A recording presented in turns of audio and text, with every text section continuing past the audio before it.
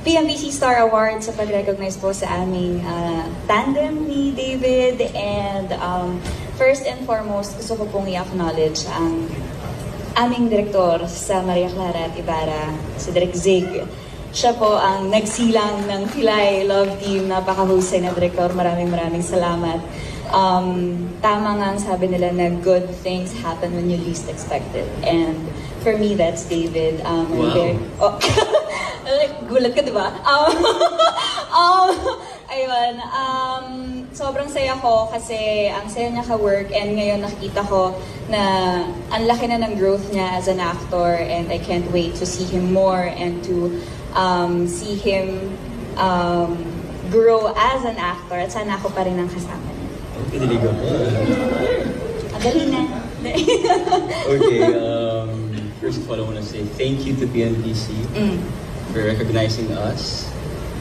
Just means na I guess we're doing something good.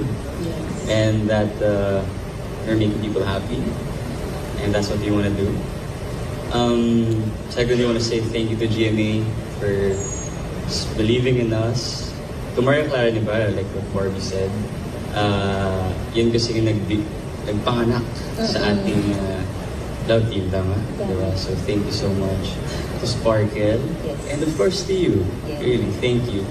I have learned so much from you and that's such amazing na alam mo yun, like, ikaw yung love team ko. You are very patient and understanding, so really thank you. And yeah, hopefully magkaroon pa tayo ng maraming trabaho together. Siyempre, ang ating supporters, Oh, yeah, diba? to the fans, of Yes, to course. the fans. Salamat po sa inyong paniniwala. And yun, katulad ng sinabi ni David, to GMA and to Sparkle, maraming salamat po. Thank you! Yes. Thank you to the fans. Kami pag wala sila. Yes!